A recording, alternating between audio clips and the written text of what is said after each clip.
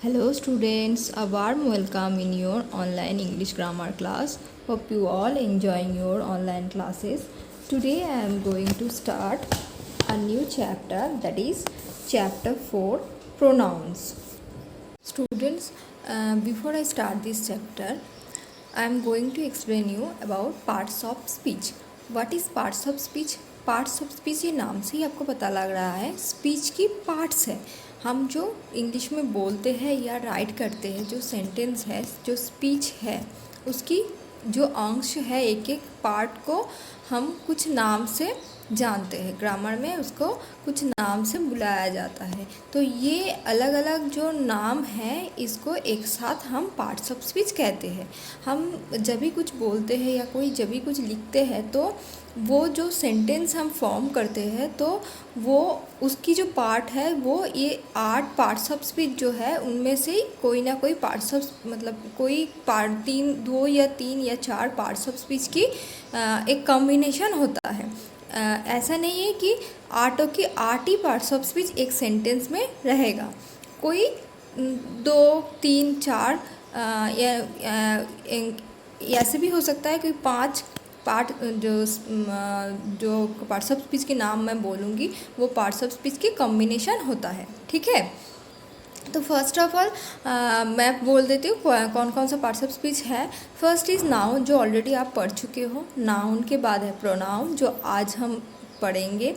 Next is verb, adjective, adverb, preposition, conjunction, interjection. ये 8 है parts of speech. ठीक है, आज हम चैप्टर 4 प्रोनाउंस पढ़ेंगे।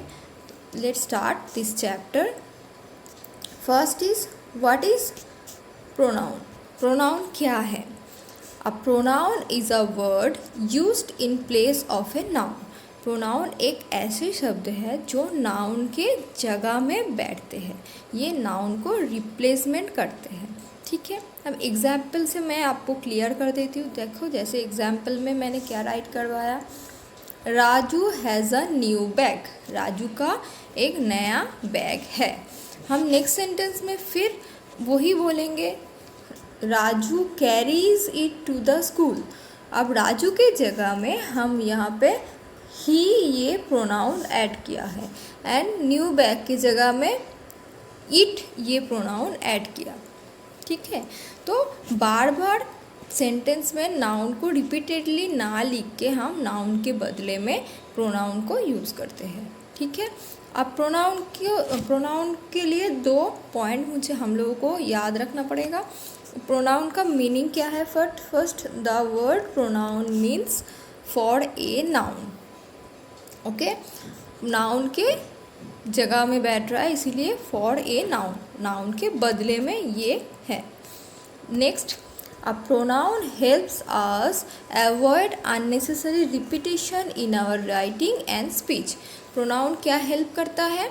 हमें बार बार नाउन को रिपीट करने के लिए, बार बार नाउन को बोलने और लिखने की बजाय उसके जगह में प्रोनाउन को यूज़ करके हमारा जो हम बोल रहे हैं उसको भी सही सजा सकते हैं, और जो लिख रहे हैं उसको भी अच्छे दिखने में रखता है, और वो पढ़ने में भी अच्छा लगता है।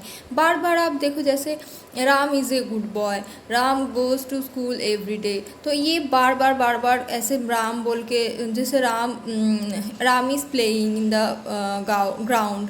तो ऐसे बार बार नाउन को यूज़ करके आप कुछ बोलोगे, कोई किसी के बारे में बोलोगे या कोई बात बोलोगे या कुछ राइट करोगे, तो ये सुनने में भी अच्छा नहीं लगता, लिखने के टाइम में देखने में भी वो अच्छा नहीं लगता।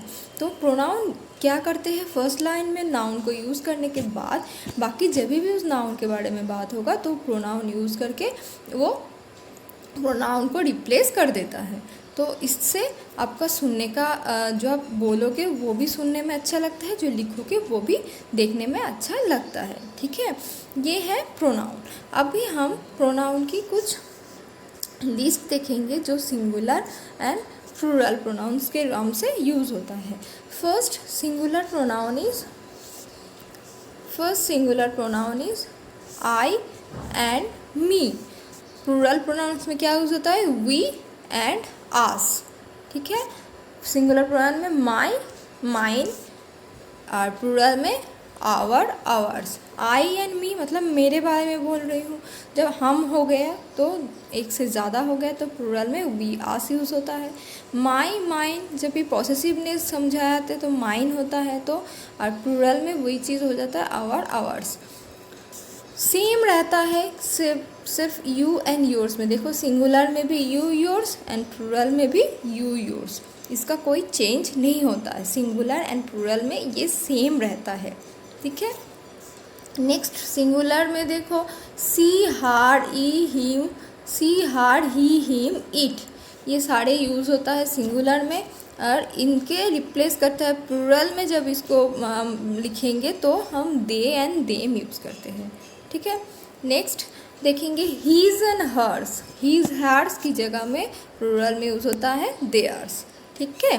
ये वर्ड आपको नीटली आपकी इंग्लिश ग्रामर नोटबुक में राइट करना है एंड समझना है। समझ के वर्ड कंप्लीट करोगे तो आपको इजी लगेगा वर्ड करने में। आप नहीं समझोगे तो वर्ड एक बर्डन लगेगा, एक बोझ लगेगा आपके ऊपर। आप समझोगे और इजीली ये आपका वर्क जल्दी हो जाएगा, ठीक है।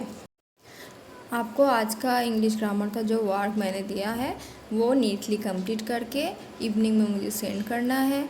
If any doubt any question you can ask me in the given time through call और message.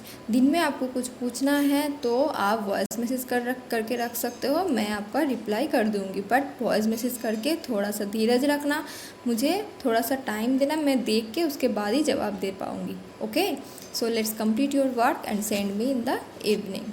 Have a nice day. Thank you.